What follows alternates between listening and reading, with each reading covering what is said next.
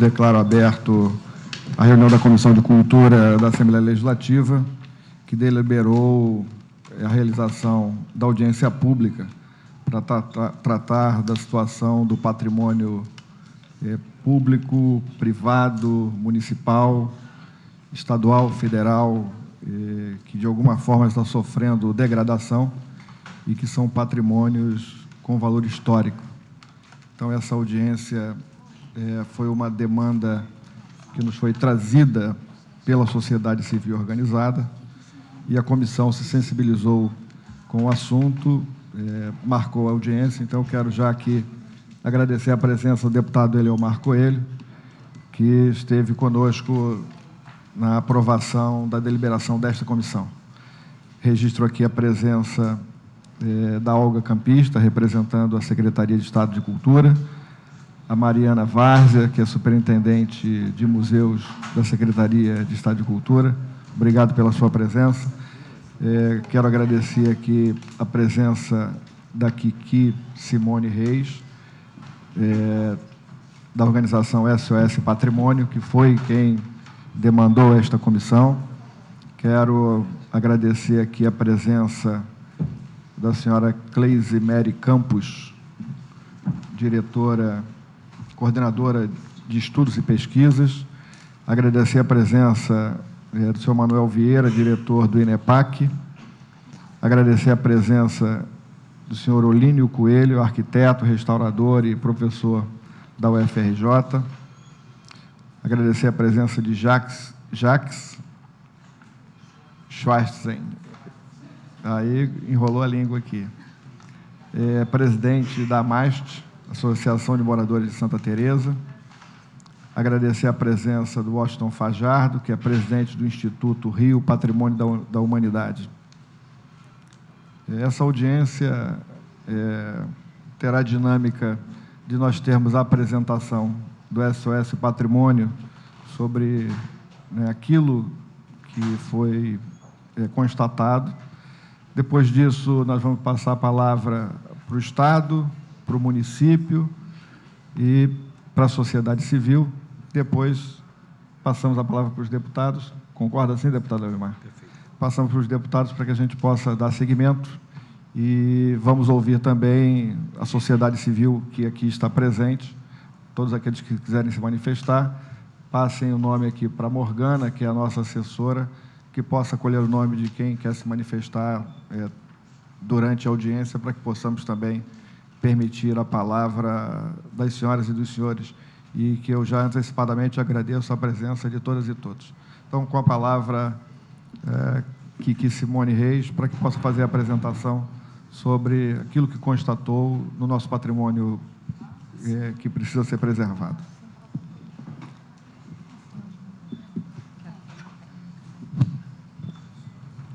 Gostaria de pedir permissão para falar em pé, claro, possível. Eu acho que fica mais fácil todos me verem. Boa tarde a todos. Boa tarde, senhores deputados, representante da sociedade civil, representante do Estado, do município. Mas, antes de mais nada, a gente quer agradecer ter nos ouvido. Meu nome é Simone Reis. Kiki é por causa do Facebook, tá? Então, podem chamar de Kiki, não tem problema, porque fica Kiki Simone Reis, mas não tem problema, porque é assim que todos me conhecem. Minha fala não vai ser muito extensa, senhor deputado, senhores deputados, mas eu gostaria de começar falando... só mais uma coisinha. Como eu sou sociedade civil e não tenho essa preocupação muito aqui da etiqueta, eu quero agradecer a Morgana, uma figura excepcional. Vocês contam com uma pessoa excepcional aqui, nessa integração sociedade civil e a casa, essa casa que a gente sempre espera contar. Então, é um prazer muito grande ter a Morgana com a gente aqui. Obrigada, Morgana. Na verdade, eu não sou a representante do Grupo SOS Patrimônio, eu faço parte do Grupo SOS Patrimônio, mas quem criou o grupo, de acordo com as nossas demandas, e quem, na verdade, administra e faz a moderação, com a nossa ajuda, com a Ádua também, que está aqui presente, Alberto Cardoso, Marconi, é a Sheila Castelo. Então, é importante dizer que a Sheila, essa pessoa aqui, é quem começou todo esse movimento e nós abraçamos a causa junto com ela por essa preocupação. Nós nos juntamos dentro de uma rede social que tem uma abrangência muito grande para que as pessoas pudessem se manifestar mostrando o seu desagrado, fazendo algumas denúncias, quer dizer, denúncias, na verdade, para nós mesmos. E, assim, nós conseguimos mobilizar um grande número de pessoas que pensam como nós, que passam pela cidade, que passam pelo Estado, que passam até mesmo pelo nosso país, e vê a nossa história ir, aos poucos, ao chão. E nós acreditamos, e eu digo isso porque nós conversamos bastante, então eu me sinto à vontade para falar em nome de todos, que um povo sem história, sem preservar a sua história através do seu patrimônio, seja cultural, material, imaterial, é um povo que, na verdade, pode ser extremamente manipulado. E, durante muito tempo, nós sabemos que muitas coisas foram escondidas de nós, da nossa história, através da nossa história, e quando as coisas foram sendo descobertas, o povo começou a aparecer, o povo começou a se interessar, o povo começou a ter orgulho de exigir os seus direitos, de exigir aquilo que as pessoas realmente precisam no seu dia a dia. E nós acreditamos que o patrimônio vem por isso. Nós trabalhamos, muitos de nós do grupo trabalhamos com turistas, e esses turistas estrangeiros, principalmente, a primeira coisa que eles perguntam é: olha, muito lindo o Corcovado, o Pão de Açúcar, mas o que vocês têm de história? E nós levamos, principalmente agora na área do Porto Maravilha, né, nós levamos para que conheça, e as pessoas ficam maravilhadas com o que vem. E quando escutam a nossa história, essas pessoas ficam mais maravilhadas, não sei se a palavra nem seria maravilhadas, deveria ter uma palavra maior que essa até, porque eles ficam encantados com aquilo que vem e falam assim: mas o Rio de Janeiro tem isso tudo? Tem isso e muito mais. Porque o que nós mostramos, senhores deputados, senhoras e senhores, é somente aquilo que é veiculado na mídia. Mas nós precisamos mostrar os outros patrimônios que temos na nossa Zona Norte, na nossa Zona Oeste, que tem muitos.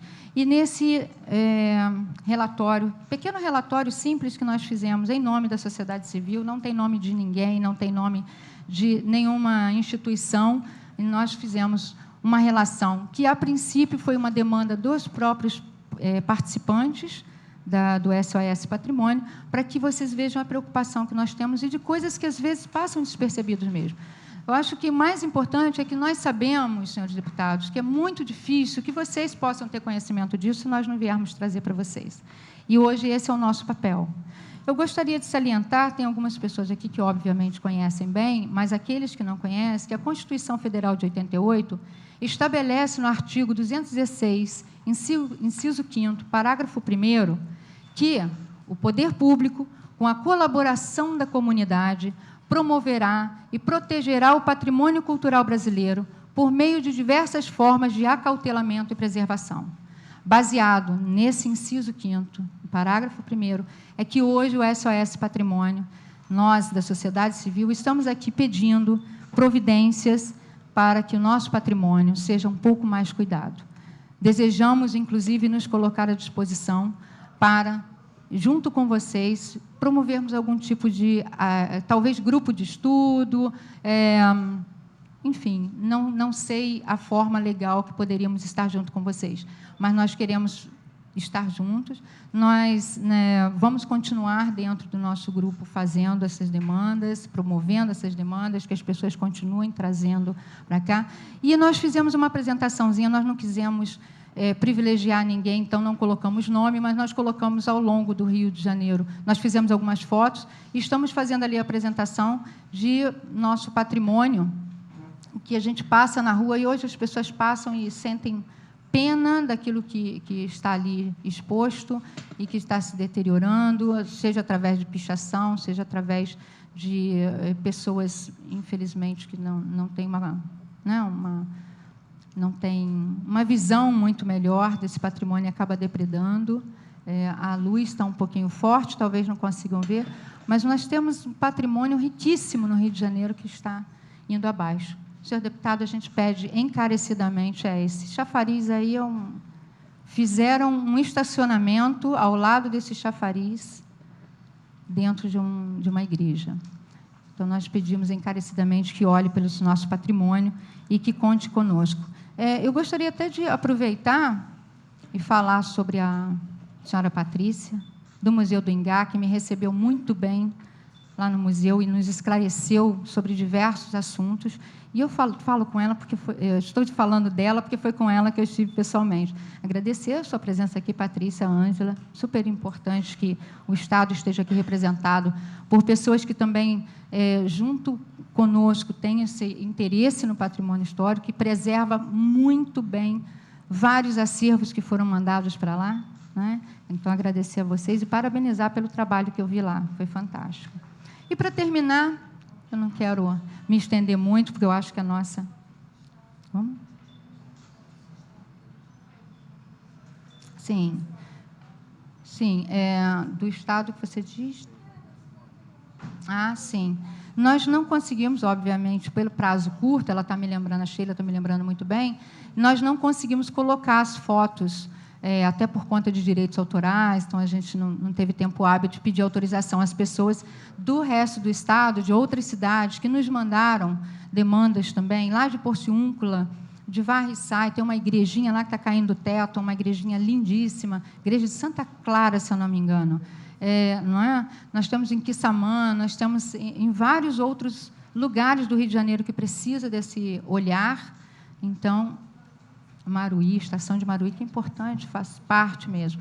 E aí, então, nós vamos passar depois, e depois, quem quiser também, nós vamos ficar à disposição. Se quiserem deixar e-mail, nós podemos mandar para vocês esse relatório, para quem quiser receber, para que a gente vá acompanhando e possa fazer um trabalho bonito. A nossa proposta, o senhor deputado Zaqueu, que é o nosso presidente da comissão,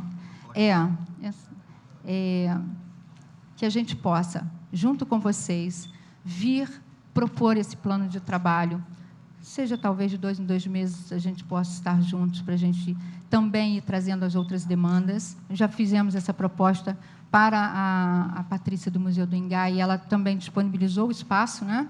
Então, acho que vai ser um local bem interessante. E agradecer o fato de estar aqui. Mais alguma coisa, Sheilinha, que eu tenho esquecido de falar? Porque eu já falei, eu não sou... O estudo do...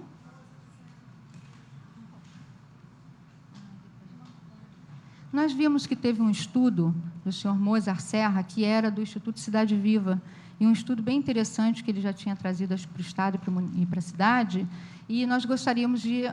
ele não pôde estar aqui hoje por motivos de saúde, mas ele gostaria depois de enviar para essa casa, para que a gente pudesse dar seguimento, logicamente, vai ter alguma modificação, né, que a gente precise fazer, mas trazer para essa casa para a gente levar adiante esse plano de abrangência que ele fez de todo o Estado. Ele fez um estudo muito bonito para que a gente possa ajudar a casa no que for necessário. E a última proposta é que a gente faça reuniões regionais, senhor deputado, que a gente possa sair daqui dessa casa, levar isso para a sociedade civil em outros lugares. Não, acredito que, para ser mais fácil, seria dividir mesmo por região sul, região serrana, a região da área de Itatiaia, enfim, ir levando até o noroeste do Estado, né, para que a gente possa ouvir também a demanda desses outros, porque é muito fácil a gente falar daqui de longe. A gente recebe as denúncias. É do Mozart. Isso, Mozart Serra. Isso. Deve conhecer bem. Isso. E, então, a nossa proposta do Grupo SOS Patrimônio é isso, porque nós temos pessoas dentro do nosso grupo de todo o Estado e que poderia contribuir, como nós estamos aqui hoje. E fica muito mais fácil, nós sabemos que o nosso Estado é bem grande e é difícil as pessoas poderem comparecer como gostariam. E acho que elas deveriam ter um pouquinho de voz. Eu acho que é isso, a gente não tem muito mais o que falar, mas deixamos aqui o nosso apelo. Obrigada, desculpe por qualquer coisa. Obrigado, Simone. Bom, tendo sido feita a apresentação, eu quero passar aqui a palavra para o Estado, passar para a Olga e depois para a Mariana, e já, de alguma forma, citar aqui alguns patrimônios que nos foram trazidos, e que vocês possam de alguma forma, comentar o procedimento. Quer que comente agora ou a gente abre? Não, eu só vou citar. É? Eu só vou citar aqui o que me foi trazido. Isso com relação ao patrimônio do Estado. Convento do Carmo, na Praça 15, que é um prédio que foi retomado pelo Estado e ficou de ser instalada ali a sede do INEPAC. Queria saber se é isso mesmo, se tem algum encaminhamento. O Museu da Cidade, na Gávea, é do Estado, mas está cedido ao município, está fechado, segundo consta aqui, há 7 anos. Então, para o Estado dizer se a situação é essa mesmo, e se puder nos responder esse questionamento. O Museu do Primeiro Reinado, São Cristóvão, que está fechado. O prédio do ex-Museu do Índio, está lá, o Estado fez uma disputa para a retomada do prédio, disputa em que eu participei daquela mediação, mas queremos saber o pós-ocupação pelo Estado, o que será feito e o que o Estado pretende fazer com o prédio. O Museu dos Esportes, alguma informação sobre ele, né? Museu dos Teatros, aqui consta fechado. Museu Lara Alvim, e aí o questionamento é onde está o acervo do Museu Laura Alvim. Museu de Artes e Tradições Populares, a Casa de Oliveira Viana, a informação é que ela funciona, mas a sua divulgação é precária. Como é que nós podemos, de alguma forma, estimular? Pode. Desculpa ser indelicadeza. Eu pedi essa licença ao deputado para interromper, porque algumas das demandas que estão aqui, nós não tínhamos algumas informações, são informações anteriores. Mas, lá no Museu do Ingá, eles nos deram alguma informação sobre o caso, por exemplo, da Casa de Oliveira Viana, do Laura Alvim e do Carmen Miranda, que está fechado porque está tendo a restauração do acervo, e como é um acervo de roupas, não há possibilidade de fazer essa restauração com ele aberto. Então, nós colocamos aqui, porque foi uma demanda anterior, então, a gente pede desculpa não ter tido tempo de colocar. O Museu do Primeiro Reinado também. O prédio tem necessidade, mas o acervo está todo guardado também, uma parte no Museu do Ingá, não é isso? Uma parte também está no Museu Nacional. O Laura Alvim também está em processo de restauração. É isso mesmo que vocês nos informaram, né? Isso. E o Museu de Artes e Tradições Populares, ele é dentro do Museu do Ingá, ele está lá totalmente preservado, e de vez em quando até sai para exposições. Está muito lindo lá, a reserva técnica é fantástica. Então, a gente pode tirar daqui, porque foi uma demanda anterior. Tá, okay. Tá? Eu peço desculpas pela interrupção.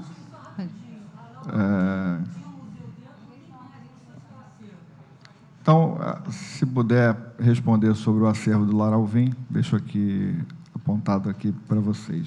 Então, com a palavra, minha querida Olga Campista, subsecretária de Relações Institucionais da Secretaria de Cultura, representando aqui a nossa secretária Eva Dores. Boa tarde a todos, boa tarde à mesa, e aí falo aqui cumprimentando Zaqueu e Eliomar. Quero cumprimentar a todos e a todas que estão aqui.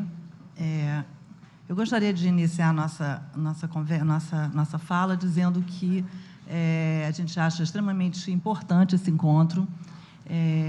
Nós achamos que, realmente, hoje, de uma forma geral, a gente tem muitos equipamentos nossos, nossos que eu digo da cidade do Rio de Janeiro, do Estado do Rio de Janeiro, mais do que a cidade do Estado, apesar da maioria dos imóveis preservados estão aqui, em condições ruins, e eu acho muito oportuno que a gente venha a discutir e a debater esses assuntos em conjunto. Estamos aqui à disposição, estamos aqui com a Mariana, que é a nossa superintendente de museus da Secretaria, com o Manuel, que é o nosso diretor do INEPAC. Dizer que a Secretaria, nesses últimos anos, ela veio se reestruturando, desde que a Adriana Hatz entrou como secretária. Vocês podem ter observado, a gente criou as superintendências, porque não existiam nem superintendências dentro da Secretaria bem definidas. Então, hoje a gente tem superintendências de audiovisual, de museu, de artes, e a gente vem nesses anos todos trabalhando com políticas públicas, não só na questão do patrimônio, de recuperar os nossos imóveis, mas também de fomentar a cultura no estado do Rio de Janeiro e tentando entrar o mais possível para o interior, porque eu acho que é a nossa grande missão, uma vez que nós temos os municípios extremamente fragilizados, alguns, até a nível de patrimônio, com patrimônios importantes. Se a gente não consegue, às vezes, recuperar e alavancar recursos para a cidade do Rio de Janeiro, que é essa vitrine do Brasil, o interior a gente sabe que é muito mais difícil, né? Mas a gente vem buscando, através do INEPAC, discutir sempre com os prefeitos, buscar alternativas. Estamos tentando ver como que a gente pode trabalhar, abrir financiamentos, abrir parcerias com outros entes, para que a gente consiga recuperar nosso patrimônio. Em referência ao patrimônio, aos equipamentos do Estado que são tombados, né, que essa lista que foi nos passada, eu posso falar um pouquinho de cada um, e eu acho que, como eu estou aqui para ouvir, nós estamos aqui para ouvi-los, eu gostaria de falar bem rapidamente para que a gente consiga abrir, né, deputado, a conversa para que todos, para entender o que cada um tem a colocar e para fazer com que a conversa seja menos unilateral. Bom, com referente aos nossos prédios, eu vou falar um pouquinho da questão dos prédios do ponto de vista da recuperação e restauração das unidades da Secretaria, e vou pedir à Mariana que fale um pouco do acervo. Eu acho que assim a gente divide bem as falas, e o Manuel um pouco da questão dos imóveis tombados pelo INEPAC, que aí é uma outra situação, são imóveis privados ou imóveis federais que são tombados pelo INEPAC, e qual é a política que a gente vem desenvolvendo nessa área. Bom, dos imóveis relacionados, o Convento do Carmo, nós realmente pedimos o imóvel de volta, ele estava sendo ocupado pela universidade, e quando nós recebemos o imóvel, a gente teve uma surpresa extremamente negativa de perceber como aquele prédio estava abandonado e deteriorado. Existiam muitos contrapisos em cima do piso, e a gente não conseguia ver a situação real até que ele foi totalmente esvaziado, e a gente pôde observar, junto com o IFAM, que, aliás, poderíamos ter chamado, né, o IFAM, porque é um ente importante. Foram convidados. Foram convidados. Então, junto com o IFAM, a gente fez um levantamento do prédio, demoramos bastante a conseguir entender e levantar todas as questões desse prédio. Na verdade, nós tínhamos uma previsão de recuperação dele bem menor do que ele necessita. Hoje, ele está sendo feito o projeto executivo, a gente fez o governador orientou que a PGE fizesse as obras e o projeto, porque os custos são bastante elevados. Advir que nós temos só uma área de quase 10 mil metros quadrados. 10 mil metros quadrados, quer dizer, tem um prédio bastante importante, extremamente importante para o Brasil. Eu acho que ali é o prédio. É um prédio extremamente importante para a história do Brasil. Eu tive a oportunidade, de muitos anos atrás, fazer um trabalho sobre a Praça 15 de Evolução Urbana, e realmente o convento ele é emblemático, ele é um dos primeiros prédios nessa área. É interessante porque ele foi cortado, né, na sua lateral para abrir a 7 de setembro. Eu me lembro quando a gente fez a pesquisa desse livro, que é a Evolução Urbana através de imagens, era uma coisa que eu não conseguia entender como arquiteta, que realmente tiraram um pedaço do prédio, mas é verdade. Bom, mas e retornando à PGE, a Procuradoria-Geral do Estado, já está com essa determinação, eles vão usar um recurso do fundo, que a PGE possui. Eles estão contratando o projeto executivo, a gente tem uns estudos já feitos preliminarmente, mas a gente vai contratar o executivo, eles vão contratar o executivo agora e iniciar a obra logo após. Então, esse prédio, ele hoje já tem recurso garantido para a sua recuperação total. E a ideia é que ele venha abrigar uma parte de uma biblioteca importante da Procuradoria, e uma parte vai ser a sede da Secretaria. Na verdade, a ideia é trazer toda a Secretaria. Quer dizer, o INEPAC ele é um órgão, na verdade, uma superintendência dentro da Secretaria. E outra parte, ele vai ser aberto a um cunho cultural ao uso público, porque é importante que esse prédio também tenha essa relação, essa abertura para o público. Um prédio que tem que ser visto, né, que tem que ser usado. O Museu da Cidade, na Gávea, existe um projeto da Prefeitura, esse prédio foi feito uma sessão de uso para a Prefeitura, eu acho que o Fajardo vai ter... Tá, oi, pois não. Eu já pedi, você sabe que eu passei agora de vir para cá, eu falei, gente, não acredito nisso.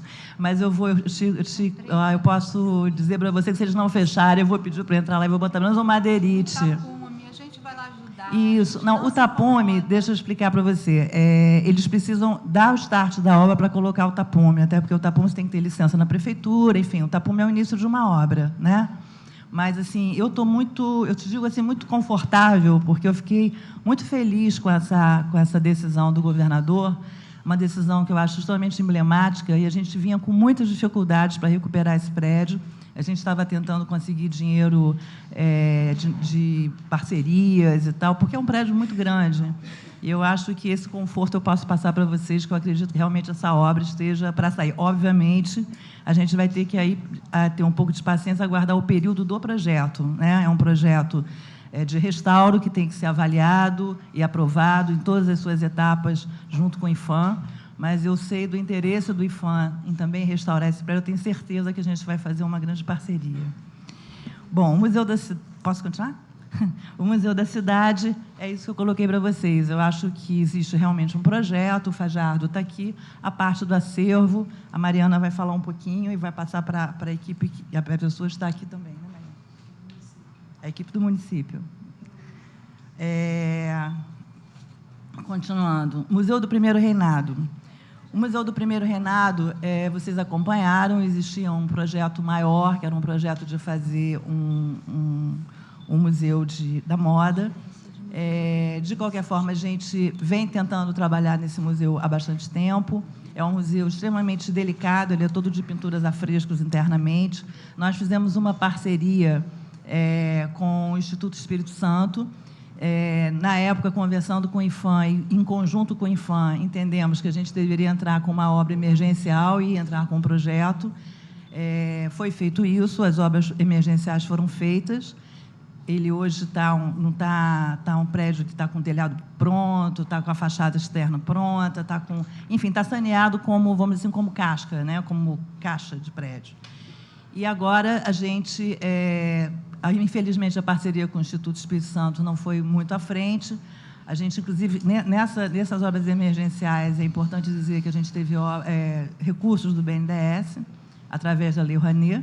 Agora nós temos uma outra Lei Rouanet aprovada, e aí sim, para finalizar os projetos, que a gente tem projetos básicos, e a gente quer fazer obras com projetos executivos. A gente tem um dos projetos importantíssimos para a casa, extremamente delicado na sua concepção e tecnicamente muito complexo, é o do ar-condicionado, porque ele é todo de pinturas a fresco.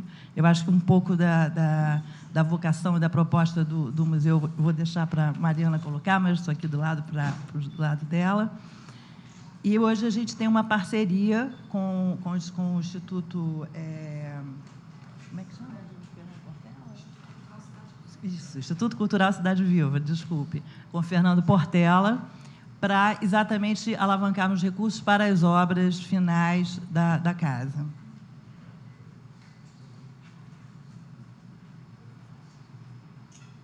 Tá. Bom, então, acho que, em linhas gerais, é isso. Eu vou tentar falar as coisas em linhas gerais, para depois a gente se aprofundar mais. Acho que eu vou deixar para a Mariana explicar a concepção dos museus, e acho que é melhor, porque ela vai dar um cenário conjunto.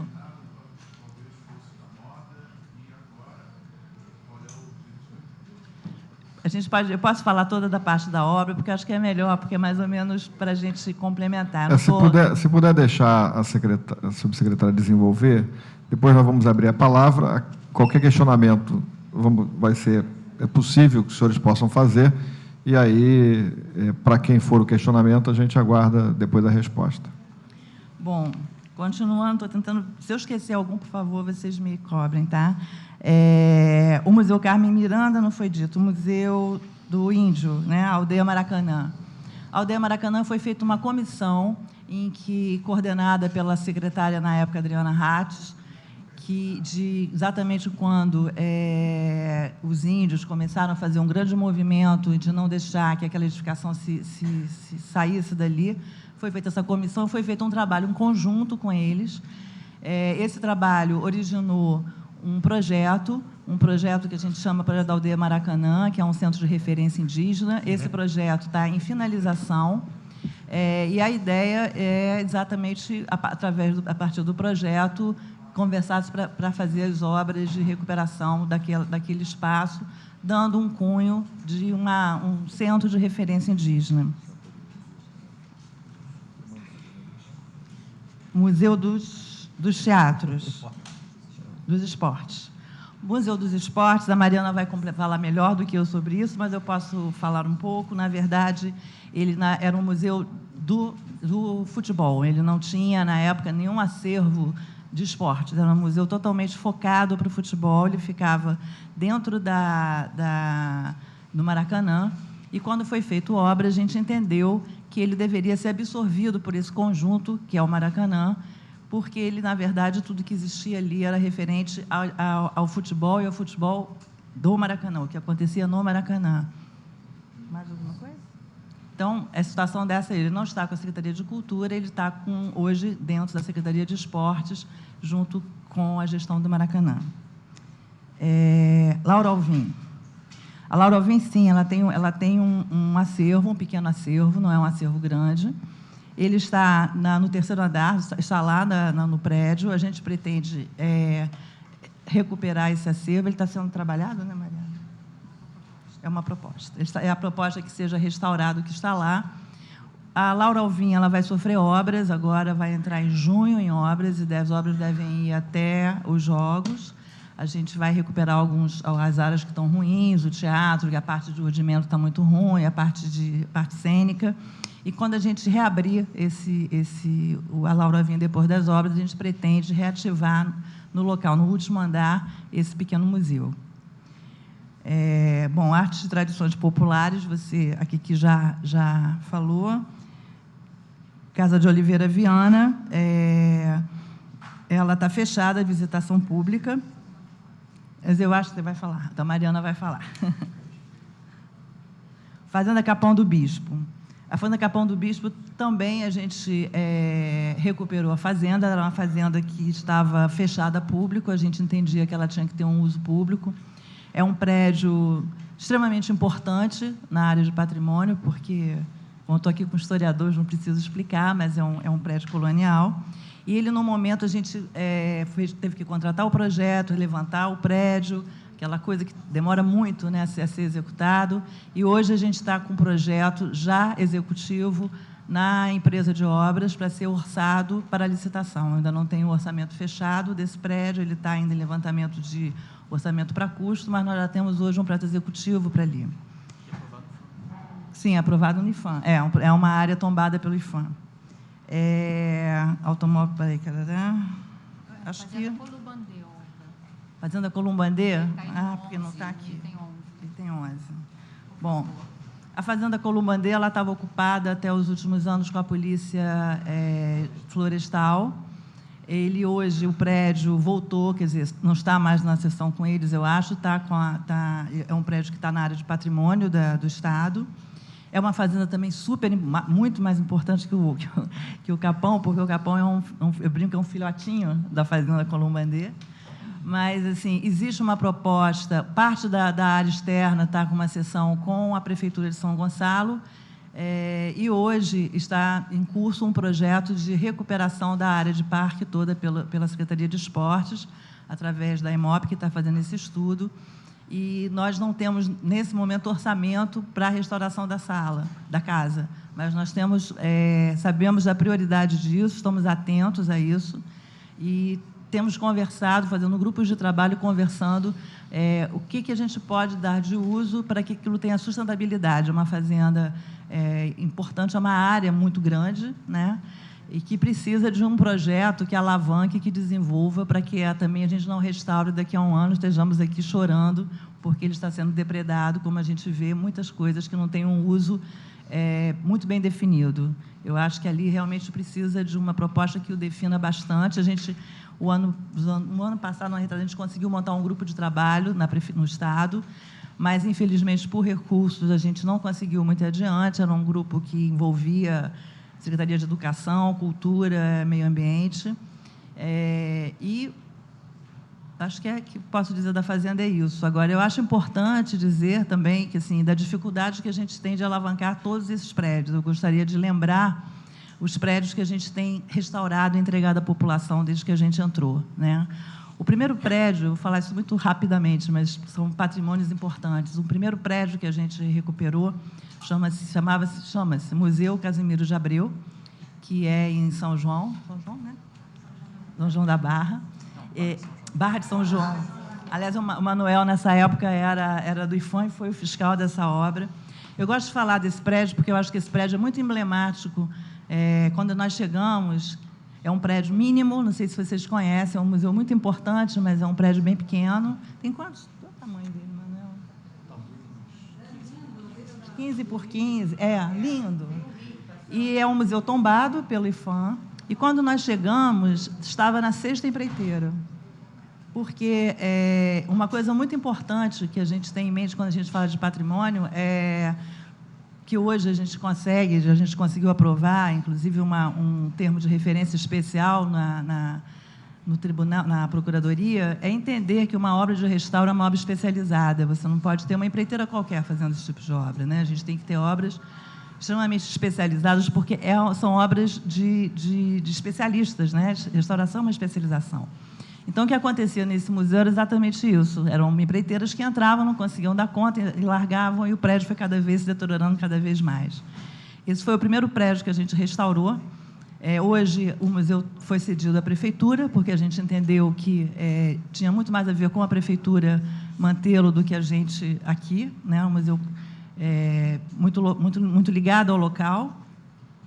Depois nós tivemos o Teatro Municipal, tivemos a Casa França Brasil, que também estava numa situação muito ruim.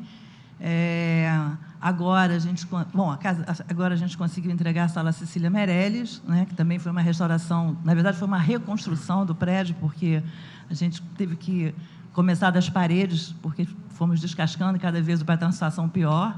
Então, são obras, por exemplo, que às vezes você prevê um orçamento X e, quando você vai decapando esse prédio, você começa a descobrir que está muito pior do que antes. O Museu Antônio Parreiras, que a gente está em obra, é um outro prédio importantíssimo, com um acervo importantíssimo, né? E que hoje está em obras. É uma parceria também com o Ministério da Cultura. O que mais que nós fizemos? Sim, aí eu acho que você fala um pouquinho dessas municipalizações, Oliveira. Não, tá bom. Enfim, a gente fez algumas obras de restauro. Sim, claro. As obras me esqueço. Biblioteca Pública Estadual, que não é uma restauro, mas eu acho que é um prédio extremamente importante para a cidade, e as bibliotecas de Manguinhos e da Rocinha. Enfim, a gente... SBBA, que é uma parceria, na verdade, é um prédio que não... Eu acho que aí você fala um pouco, porque eu estou falando mais dos prédios da Secretaria, e vocês falam, tá bom?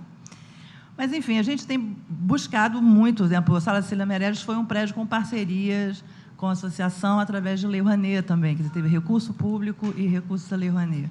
E o MIS, né? O nosso MIS de Copacabana.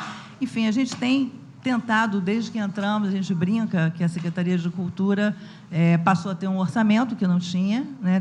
Nós entrando, digo, Adriana, e a gente brinca que a gente é quase sócia da Emob, que é uma secretaria, que é nosso braço de obras, mas reconhecemos que precisa ser feito muito mais. São muitos os imóveis que estavam em situação ruim quando nós entramos. Aliás, a maioria dos museus estavam fechados, das bibliotecas. A biblioteca pública mesmo estava uma coisa muito ruim. Então, eu só queria dizer isso, que a gente reconhece, acho importantíssima essa reunião e estou aqui para colaborar no que for possível. Passar para a Mariana para falar um pouquinho do acervo. Peço, pode ser? Pode. Não, passar. desculpe. Já terminou? Terminei. E depois para o Manuel. Obrigada. Eu ia passar para os dois parceiros aqui. Tá bom. Então, passo a palavra a Mariana Várzea, superintendente de museus, para que possa fazer a sua explanação. Boa tarde a todos. Queria também agradecer a oportunidade de estarmos nos reunindo aqui para tratar dos assuntos dos museus, que é um assunto muito importante, que eu acho que a gente precisa também construir políticas públicas, não só a nível estadual, mas municipal e federal, fortalecer os museus, né? Aproveito para dizer que assim, essa é uma área que tem se consolidado com a criação do Instituto Brasileiro de Museus, do qual nós fizemos parte. Vários dos profissionais que estão aqui ajudaram nessa criação do Instituto.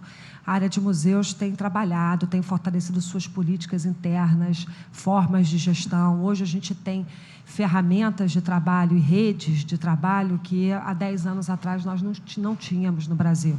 Então, por exemplo, a restauração do Antônio Parreiras e vários outros trabalhos que a gente desenvolve na Superintendência de Museus é em consonância com a Política Nacional de Museus, inclusive no repensar as nossas unidades museológicas.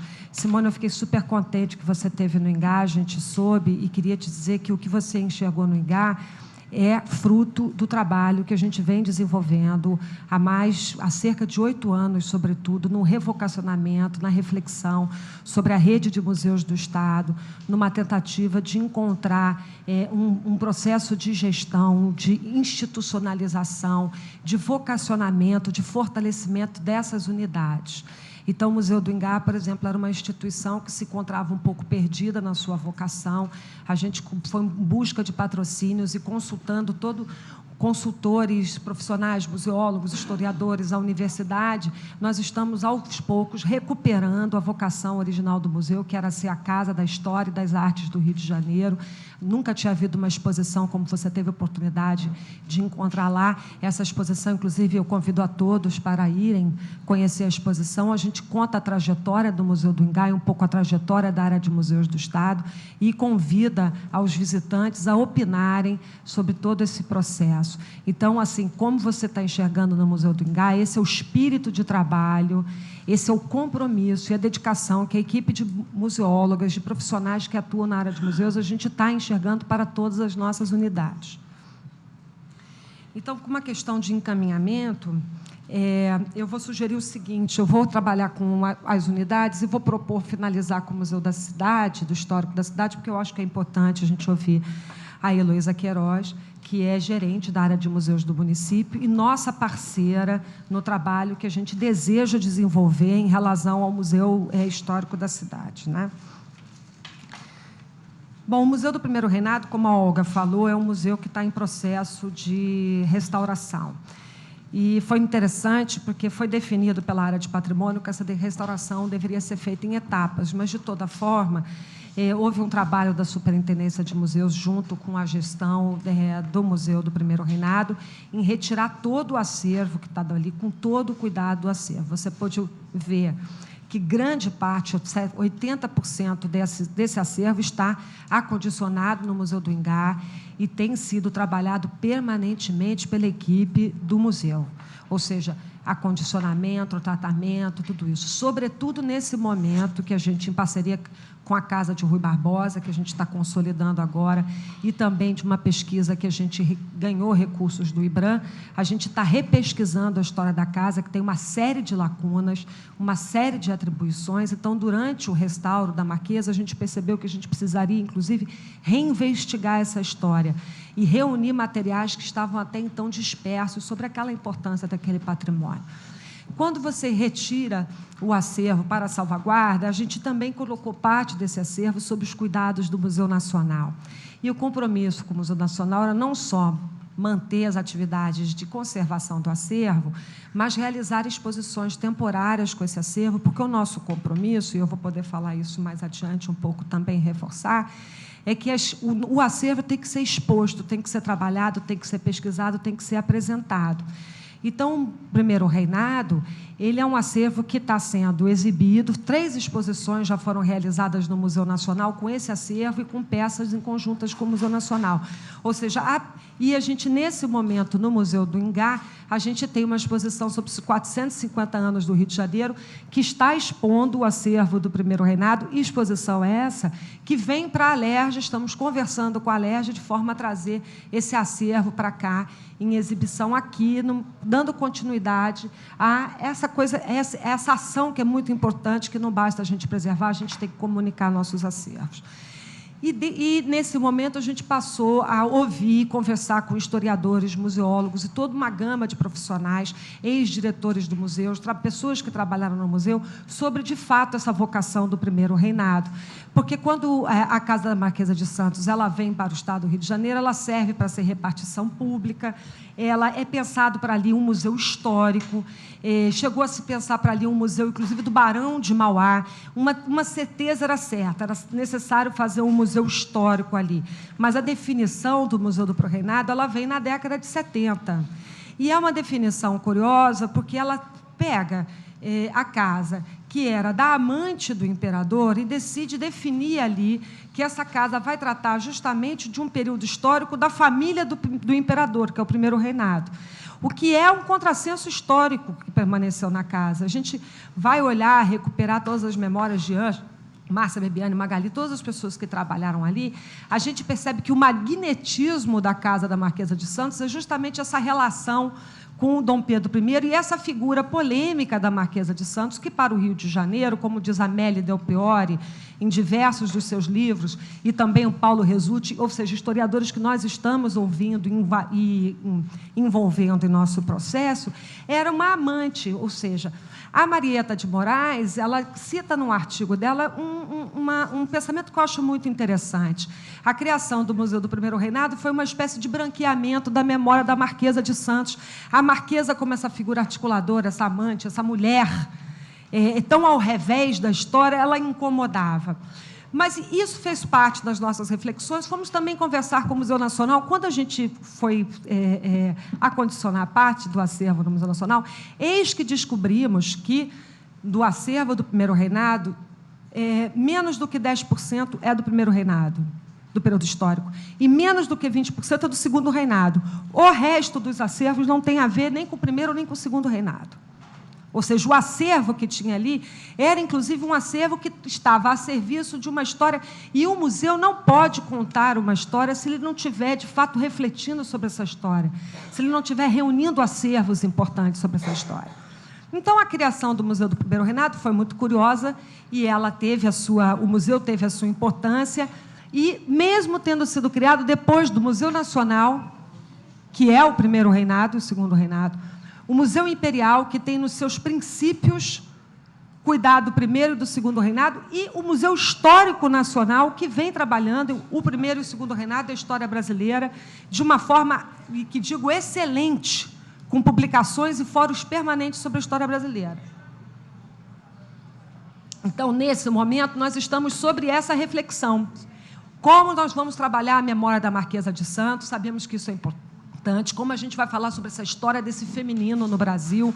Então, a gente chegou a conversar com alguns curadores do Museu Nacional, inclusive de ter um diálogo, a exposição que abriria a Casa da Marquesa de Santos, um diálogo entre a Marquesa de Santos e a Leopoldina, porque é uma parte da história que a história oficial, inclusive, não conta.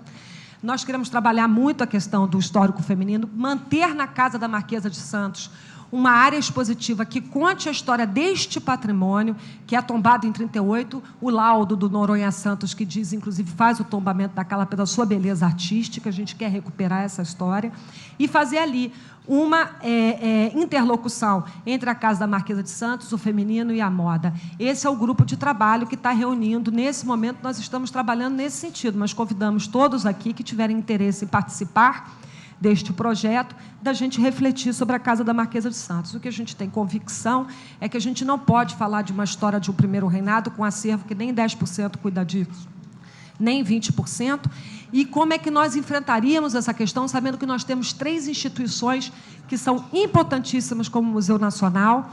Eu ia falar do Museu Nacional, parte do nosso mobiliário é complementar ao do Museu Nacional, porque o que acontecia com as famílias da monarquia é que você vendia os acervos em lotes.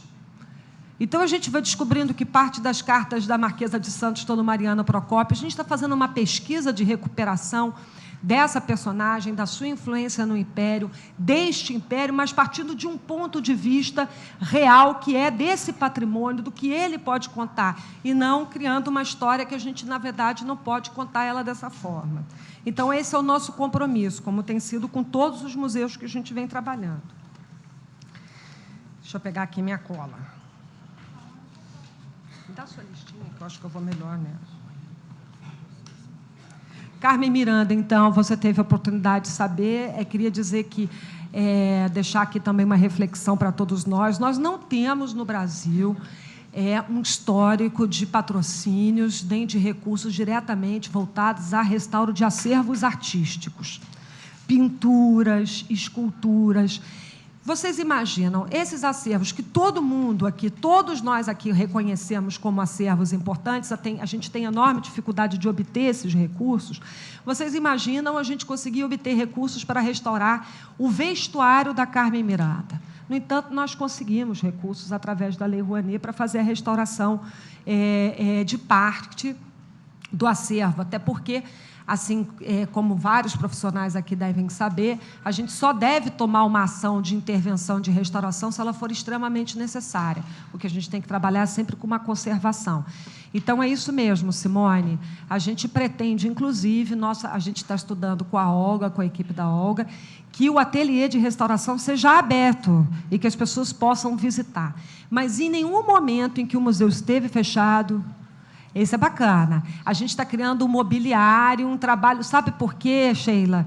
Porque a gente mandou uma carta para os 35 principais museus do Brasil. Estou falando do Museu da USP. Ninguém tinha um termo de referência de restauro de tecido que pudesse nos subsidiar, dizer, não, é melhor. Reunimos os melhores restauradores, assim, a Tereza Toledo, vários profissionais do Museu Nacional de Belas Artes, que, por força da sua atuação dentro das instituições, foram desenvolvendo capacidade técnica de excelência para trabalhar com acervos têxteis. Então, a ideia é que a gente faça uma restauração aberta para justamente que a gente possa desenvolver esse conhecimento.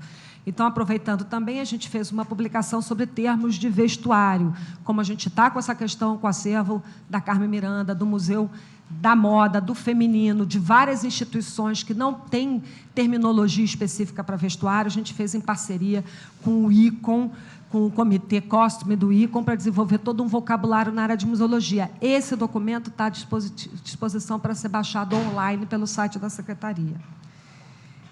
Eu queria dizer também que o museu não ficou fechado em nenhum momento para pesquisa, como nenhum dos nossos museus. Assim, o Museu Antônio Parreiras está aberto, se você precisar ir, a reserva técnica está toda arrumada, a equipe do museu está à disposição. O Parreiras, por exemplo, enquanto esteve fechado, foi feita uma grande exposição no Museu do Ingá, sempre dentro do propósito que não basta conservar as coleções, é preciso que você comunique as coleções, dê acesso público. Ele também a gente fez uma exposição itinerante do Parreiras na Pinacoteca de São Paulo. Aqui eu também deixo uma reflexão muito curiosa. A exposição do Parreiras na Pinacoteca de São Paulo ganhou a capa da Ilustrada e uma nota na primeira página da Folha de São Paulo. No entanto, nós fizemos uma exposição de Parreiras no Rio de Janeiro, não tivemos uma notinha no Globo, ao contrário, tivemos dificuldade de colocar essa notinha no Globo. Então, às vezes, você faz um trabalho importante desse, reúne, pesquisa, e tem enorme dificuldade de encontrar nos nossos meios de comunicação um processo de entendimento e de comunicação do trabalho que é feito na área de museus. Museu do Índio, a Olga já respondeu, a gente vem trabalhando diretamente com a equipe do museu, nesse centro de referência do Museu do Índio. Museu dos Esportes, eu queria dizer que foi acompanhado pela equipe da Superintendência de Museus a passagem do acervo, e aproveitar aqui para dizer que, desde 2009, nós temos o único sistema de documentação e gerenciamento de acervos museológicos online do Brasil. Ou seja, todos os nossos museus, as informações estão catalogadas, digitadas e online. Inclusive, pode ser consultado, 10 campos básicos podem ser consultados. Esse trabalho é um trabalho que está ganhando tanta força que, hoje em dia, a gente tem mais de 20 instituições do Estado, dentre elas, Museu Sclier, várias instituições que estão fazendo parte da rede para que a gente possa comunicar os acervos.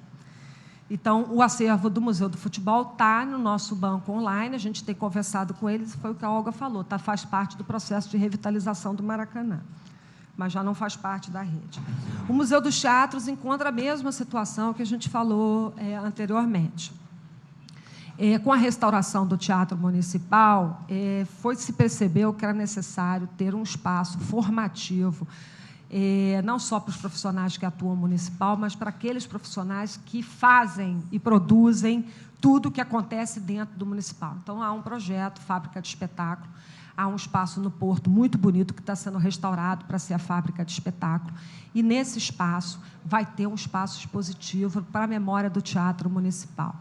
O Museu dos Teatros, 87% do acervo dos museus do teatro era único e exclusivamente referência ao Teatro Municipal. Então, a gente definiu, isso foi uma decisão junto, que era mais importante que esse acervo fosse reincorporado à Fundação Teatro Municipal. Ele está absolutamente acondicionado, ele está digitalizado também, para que ele fosse exposto junto com a memória do Teatro Municipal. Ou seja, haveria uma duplicidade de funções. Como era um acervo relevante ao Teatro Municipal, a gente fez uma fusão que a gente acredita que fortalece, e que é muito interessante, fortalece a iniciativa.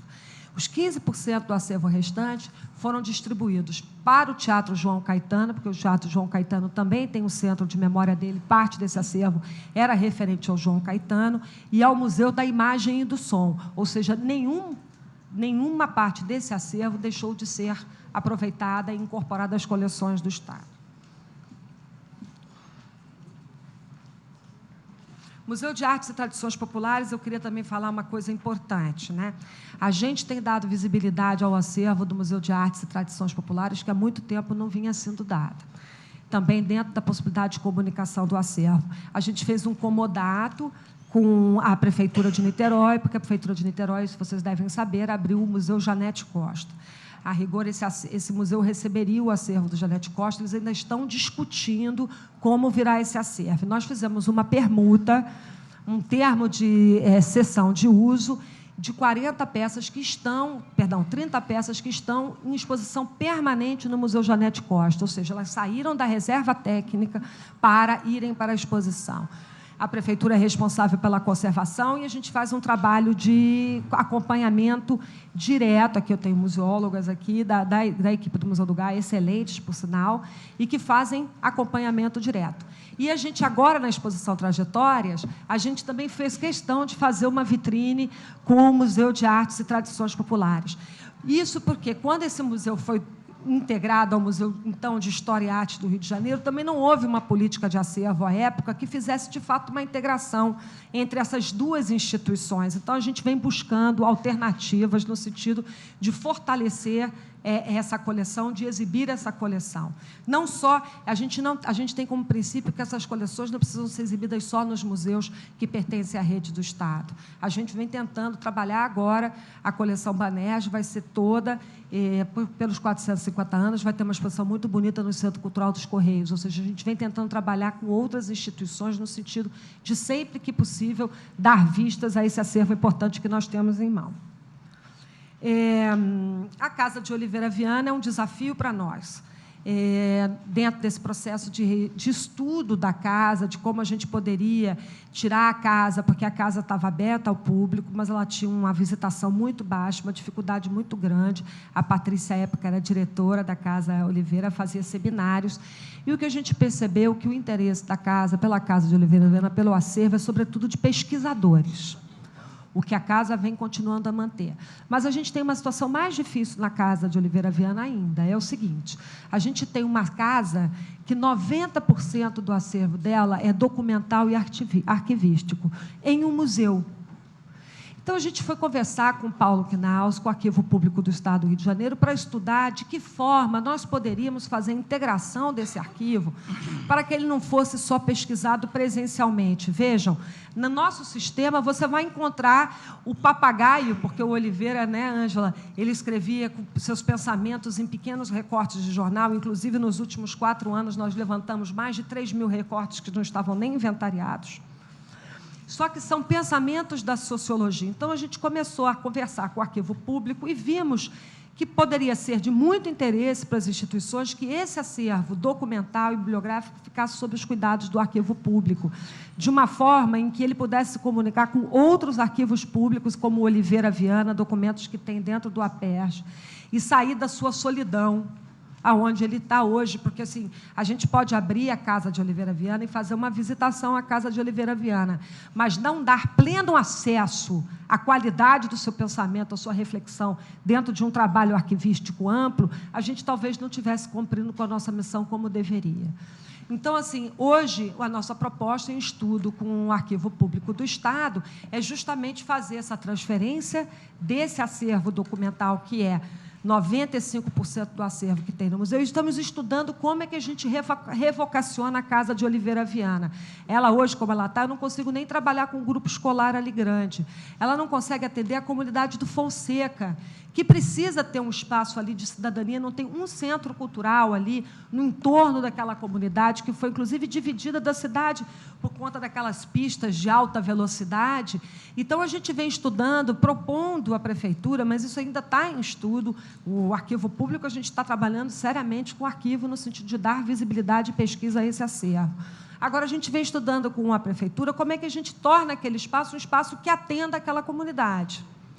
Então, esses são reflexões, tais como a do Museu do Ingá, que buscam reencontrar, fazer com que essas instituições ocupem um espaço de relevância na sua área de atuação, com autenticidade, respondendo às questões do contemporâneo.